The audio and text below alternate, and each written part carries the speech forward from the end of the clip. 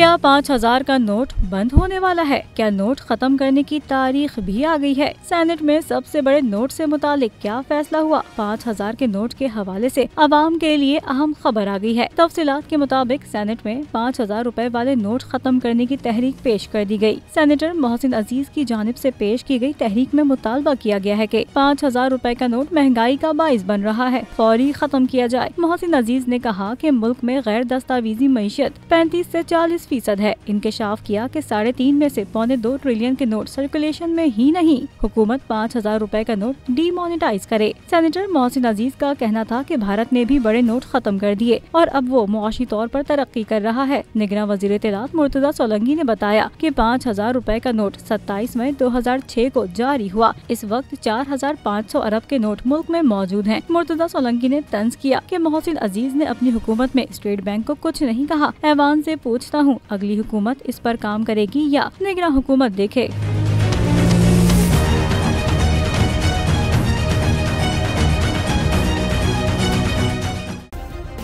Subscribe करें और bell दबाएं ताकि कोई खबर रह न जाए।